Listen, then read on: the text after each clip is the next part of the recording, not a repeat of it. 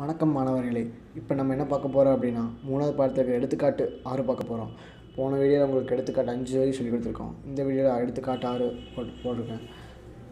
எடுத்துக்காட்டு 6 என்ன சொல்கிறாங்கன்னு பார்க்கலாம். வீணா ஒரு ஜவுளி வியாபாரி 2018 ஜனவரி 1 அவருடைய வியாபாரம் பின்வரும் இருப்புகளை காட்டியது. கைரொக்கம் 20,000, வங்கி இருப்பு 70,000, சரக்கிருப்பு 15,000. பின்வரும் நடவடிக்கைகள் ஜனவரி 2018 நடைபெற்றன. அந்நடவடிக்கைகளின் விளைவுகளை கணக்கியல் சமன்பாட்டினை காட்டுகிறோம்.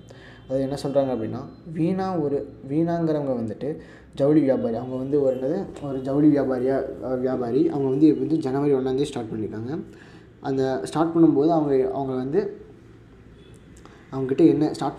என்னென்ன இருந்துச்சு அப்படின்னா, கைரொக்கம், வங்கி இருப்பு, சரக்கிருப்பு, இந்த 3 வச்சு தான் அவங்க ஸ்டார்ட் பண்ணியிருக்காங்க. அப்போ அப்படி இந்த மாதிரி கொஸ்டின்லாம் இந்த மாதிரி கொடுத்துருக்காங்க. பேலன்ஸஸ் அது கொடுத்துருக்காங்க அப்படின்னா, நீங்கள் ஃபஸ்ட் எடுத்தோடனே நடவடிக்கைகளுக்கு போட்டு இருப்பு கோ அப்படின்னு போட்டு ரொக்கத்தில் 20,000, வங்கியில் 70,000, சரக்கரிப்பில் 15,000 போட்டு முதல்ல 3 ஆட் பண்ணி 1,05,000 நீங்கள் காமிச்சிடணும். ஏன்னா இந்த மாதிரி கொஸ்டின்லாம் 5 மார்க்ஸில் கண்டிப்பாக வரும்.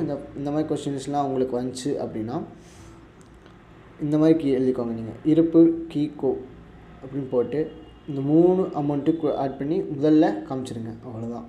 அதுக்கப்புறம் கொடுத்துருக்க இந்த இதை வச்சு நீங்கள் சம்ஸ் போட்டால் போதும். ஓகேங்களா? இப்போ நம்ம அந்த கொஸ்டின்ஸ் வச்சு சம் பார்ப்போம். சுப்புவிடம் இருந்து கடனுக்கு வாங்கிய ஆயத்த சட்டைகள் 20,000. அதாவது கடன் கொள்முதல். சுப்புவிடம் இருந்து நம்ம ஒரு ஷர்ட்ஸ் அதாவது சட்டைகள் வாங்கியிருக்கோம். 20,000 நம்ம அங்கேருந்து என்ன பண்ணுறோம், கடன் கொள்முதல். அந்த சரக்கரிப்பில் 20,000 போடுறோம். வங்கி கடனுக்கு 20,000. அடுத்து சமன்பாடு என்ன சொல்கிறாங்க அப்படின்னா, 20,000 இங்கே 70,000, 35,000, 1,05,000, 20,000 அப்படின்னு நம்ம காமிச்சிடணும். அடுத்து சுப்புவிடம் பணம் பெறாமல் திருப்பிய சரக்கு 5,000. அதாவது 5,000 மதிப்புள்ள ஒரு சரக்கை நம்ம திருப்பி நம்ம தான் வாங்கியிருக்கோம். அதில் ஒரு டேமேஜ் இருக்கிறனால நம்ம ரிட்டர்ன்ஸ் பண்ணிட்டோம், திருப்பி கொடுத்ததுக்கு அவங்க ரொக்கம் தரலை, அவங்க நமக்கு காசு தரலை, நம்ம பொருள் கொடுத்துட்டோம்.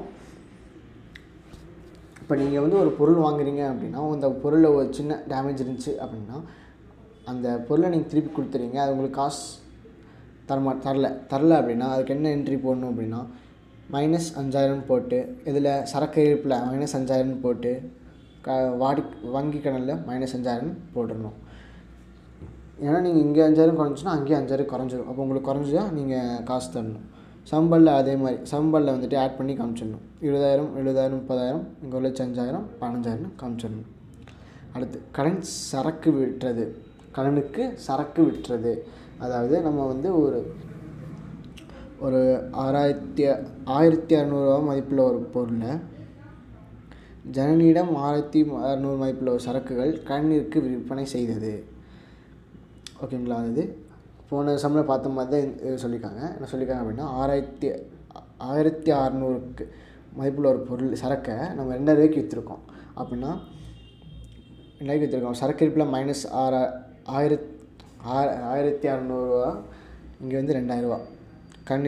கடனாளிகள்லேருந்து 2,000 போட்டு 400 முதல்ல போடுறோம். அது என்ன சொல்கிறாங்க அப்படின்னா,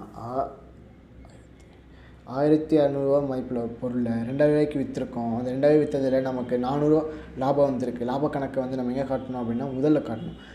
அப்போ நம்ம சரக்கில் -1,600 போட்டு கடனாளிகளில் 2,000 போடணும். ஏன்னா நம்ம கடனுக்கு தான் விற்றுருக்கோம்.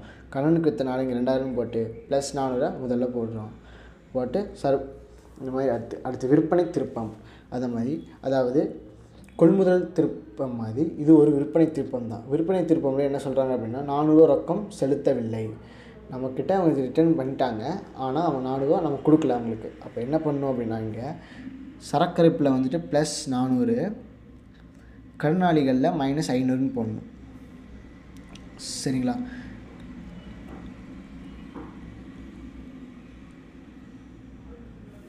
கடனாளிகளில் -500, முதல்ல -100ன்னு போடணும்.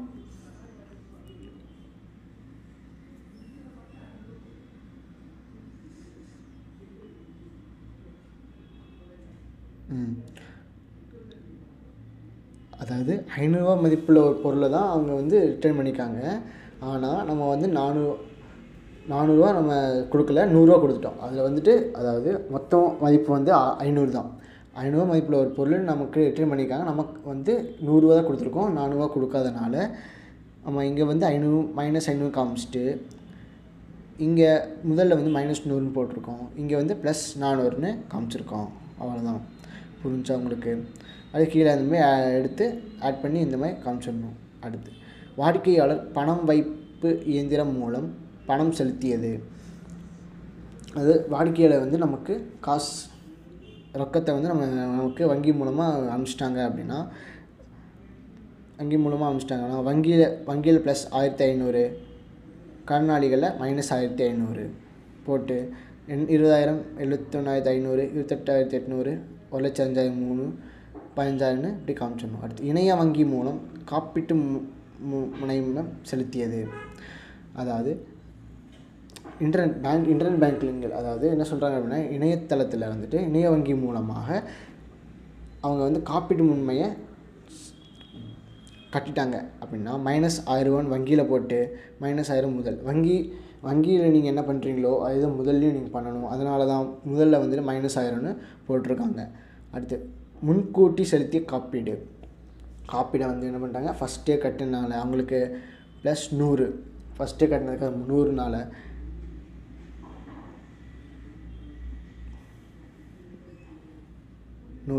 அடுத்து அந்த 100 வந்து எங்கே போடணும் அப்படின்னா, முன்கூட்டி செலுத்திய காப்பீடு ஒரு பாக்ஸில் வந்துட்டு +100ன்னு போட்டு முதல்ல ஒரு +100ன்னு போடணும்.